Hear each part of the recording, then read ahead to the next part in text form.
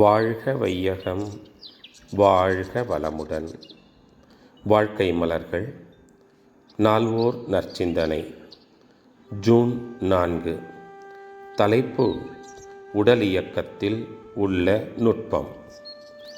நமது உயிருக்கும் உடலுக்கும் ஒத்த உறவு, இனிமையான உறவு இருக்கும் வரையில்தான் உடல் நலம், மனநலம் பாதுகாக்கப் பெறும்.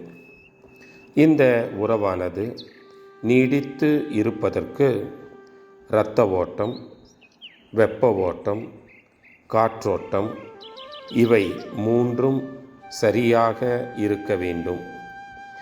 அளவிலே, முறையிலே இவை சரியாக இருந்தால்தான் உயிருக்கும் உடலுக்கும் ஒரு தொடர் இயக்கம், நட்பு, உறவு சீராக இருக்கும்.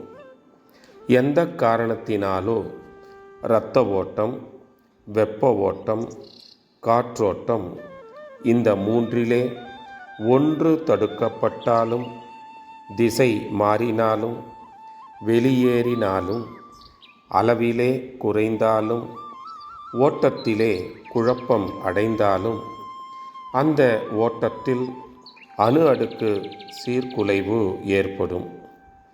அது இரத்த ஓட்டத்திலோ, வெப்ப ஓட்டத்திலோ, காற்று ஓட்டத்திலோ எதனாலே வந்தாலும் சரி, மற்ற இரண்டும் கூட ஓட்டத்திலே தடையாகிவிடும்.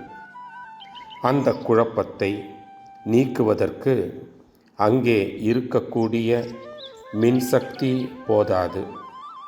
அதனாலே அதிகமான மின்சக்தி அங்கே சேர வேண்டியதாகின்றது. அவ்வாறு அங்கே சேரும்போது ஏற்கனவே அங்கு பொத்தல், அதாவது பங்க்சர் ஆகி இருக்கிறது. அளவுக்கு மேலாக காந்த சக்தி மின்சக்தியாக மாறும்போது அந்த இடத்தில் நிச்சயமாக மின்குறுக்கு, அதாவது ஷார்ட் சர்க்கியூட் அல்லது எர்த்திங் உண்டாகும். அதுதான் வலியாக வரும்.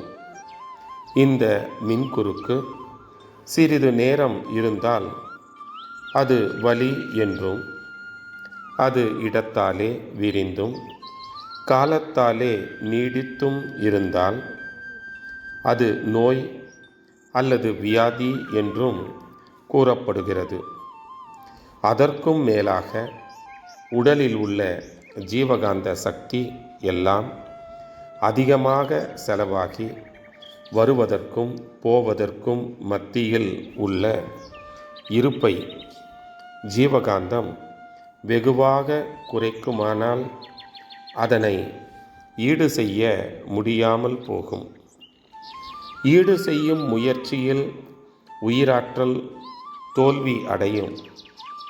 உடலை நிர்வாகம் செய்வதற்கு போதிய காந்த சக்தி, ஜீவகாந்த சக்தி உற்பத்தி செய்ய முடியாமல் தோல்வி அடையும். அந்த தோல்வியிலே தானே குறைவுபட்டு அது தன்னாலே ஏற்படக்கூடிய வெப்பத்தினாலே அதனுடைய மின்கலம் என்று சொல்லக்கூடிய விந்து நாளத்தை தகர்த்து எறிந்துவிட்டு அதை தாங்கி நிற்கக்கூடிய விந்துவையே அல்லது நாளத்தையே உடைத்து கொண்டு வெளியேறிய பின்னர் அதை தாங்கி நிற்கும் உயிர் உடலிலிருந்து பிரிந்துவிடும். இதுவே மரணம். இதுதான் உடல் இயக்கத்தில் உள்ள ஒரு நுட்பம். அருட்தந்தை. வாழ்க வளமுடன். தொடரும்.